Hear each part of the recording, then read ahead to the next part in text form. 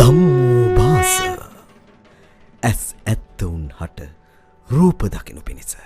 අපේ හඳුරන්නේ අපේ බුදු පියාණන් වහන්සේ පෙන්වලා දුන්න මේ විද්‍යාව සහ එහෙම නැත්නම් මේ නූතන ලෝකේ භාවිතා කරන මේ විද්‍යාව කියන දෙක අතර වෙනස පැහැදිලි කරලා දෙන්න ඉතාමත් ජවුරුවෙන් වහන්සේට ආරාධනා කරනවා. එතකොට ඔය බොහෝ දෙනා අහන ප්‍රශ්නයක් තමයි ඇයි බුදුහාමුදුරුවෝ ඩයිනෝසරස්ලා ගැන කියන්නේ? ඇයි බුදුහාමුදුරුවෝ මේ භෞතික විද්‍යාවේ ඔය මේ සිද්ධාන්ත ගැන අද විද්‍යාඥයෝ හොයාගන්න සිද්ධාන්ත කීවේ නැත්තේ ඇයි කියලා ඔච්චර මහා ශ්‍රේෂ්ඨයෙක් නම් ඇයි කීවේ නැත්තේ? හැබැයි ඔබ කල්පනා කරලා බලන්න අවුරුදු 45ක් කියපු බණ ටික මේ පොත් 57කට ලියන්න පුළුවන්. මම මේ කියන්නේ ත්‍රිපිටකයේ වැරදි කියන එකවත් මේක බුදු දේශනාව නෙමෙයි කියන එකවත් නෙමෙයි. නමුත් තව මහා කොටසක් තියෙන්න පුළුවන්. කාලයාගේ ඇවෑමෙන් තාම මේ පොත්වලට ආපු නැති. ගොඩක් අය කියනවා පන්සල් ගිහින් නැහැ බුදු පූජා කරලා නැහැ. ඕක නෙමෙයි ධර්මයේ කියලා කියන්නේ. පූජා කරා කියලා ලැබෙන දෙයක් වෙනවද?